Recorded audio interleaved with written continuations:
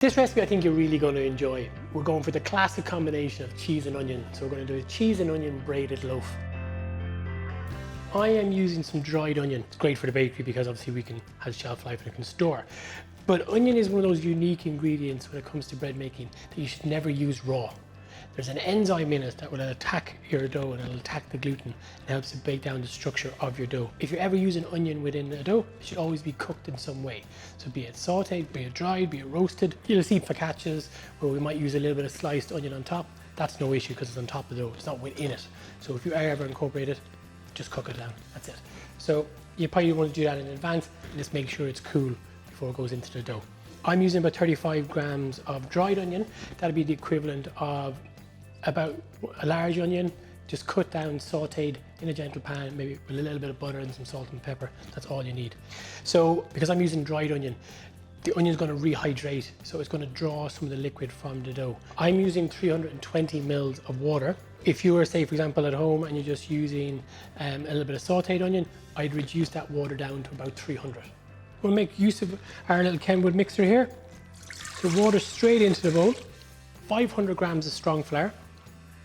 We'll sprinkle in our dried onions. About 10 grams of fresh yeast. If you don't have access to fresh yeast, dried yeast is perfectly fine. But because we're working in such small amounts here, I recommend you go 2 to 1. So about 5 grams of dried yeast and 10 grams of sea salt. I'm not going to add any cheese just yet. So kind of find if you add it in the very beginning, it kind of gets absorbed into the dough and gets a little bit lost. All you need is kind of a slow to medium speed, about 2 to 3 on the setting on your mixer. I know sometimes you can get a little impatient, you want to crank up the speed, but what can happen is it can generate a lot of heat in the dough because as it mixes, it creates heat.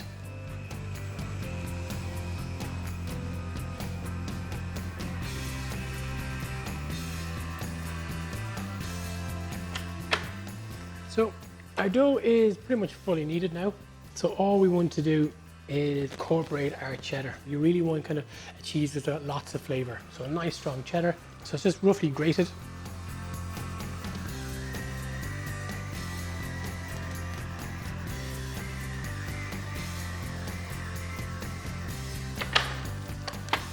So that is it, our dough is done. So you can see there's a nice spread of the onion throughout the dough, lovely pockets of cheese. It's a nice soft dough. Simply now we're just going to pop it into our bowl, a little drop of oil, stops it up from sticking.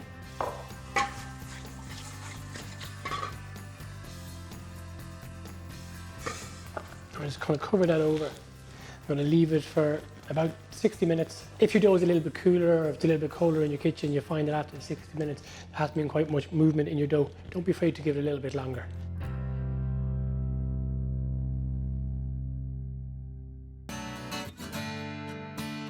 So our cheese and onion dough, it has doubled in size. Now we just knock our dough back.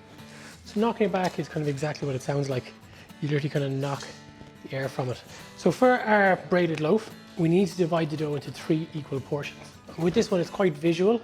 So we really want it to be kind of really consistent, that each portion is exactly the same size. So do use the scales. So you're just looking at about 340 grams per portion. So when it comes to shaping your dough, everything kind of starts from a round base. And then from there, you can kind of manipulate and change it any way you like. So we'll just begin by just roughly making it into rough little rounds. So then to do our braided loaf then, we need to create 3 strands of equal length. So what we'll do is we'll build them up in a series of stages. So you're just take your dough, just kind of turn it over and flatten it out on the table ever so slightly. And you, from the side closest to you, just fold it in about 1 inch and just kind of pin it down at the seam. You fold it over again and then kind of just tuck it back in on itself. And you go to finally a 3rd time. Just give that a little roll up and just pop it to one side. So move on to the next one. Because you kind of find if you try to roll the dough completely from start to finish in one go, you'll find that the dough will naturally keep trying to pull back and fighting against you. So it's just the gluten contracting.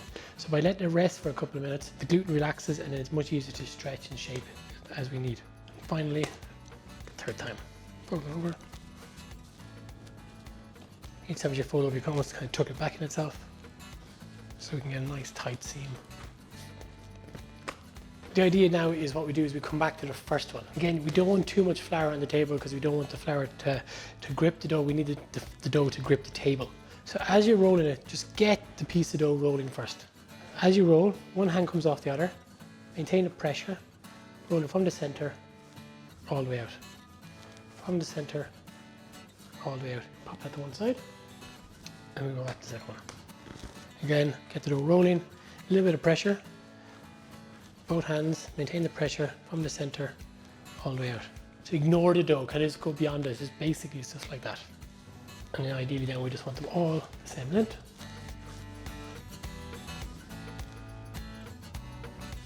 So all that's left to do now is we need to plait them. We literally take the three ends together, pin them together, and then it's very simply, it's just from outside to in. Side to side.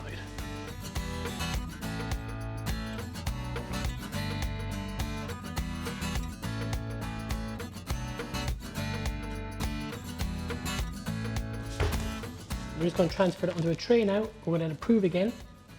So for the second prove, again, it's quite warm here today. It's going to be up in about 40-45 minutes, I'd imagine. Depending on kind of your own kind of kitchen environment, it may take a little bit longer, but definitely within about 60 minutes, it's going to be ready to bake. Now, so our cheese and onion dough is ready to bake. So your dough should have a nice little bounce to it. There's no fear of me touching it and the whole thing's going to collapse. So if you kind of touch it and the whole thing starts to sink, you've over-approved it. So you want to catch it a little bit sooner. So the last thing we want to do just before we finish it is we're going to give a little drizzle of olive oil on top and a nice generous sprinkle of sea salt. So our cheese and onion bread, we're going to bake at 220 degrees for about 20 to 25 minutes. We'll check it after 20 just to see how it's doing. And we're going to bake it with lots of steam. So I've got a roasting tray preheated in the base of the oven. I've got a boiling kettle of water here. So as I load the breads, I'm simply just going to pour in some boiling water, which will release a big blast of steam into the oven. The steam helps to protect the dough because for the first maybe 8 to 10 minutes of your bake, your dough is still rising. If you don't use steam, what can often happen is the crust can form before the dough is finished rising. So it wants to rise, but it can't necessarily break through that crust. So steam is really important.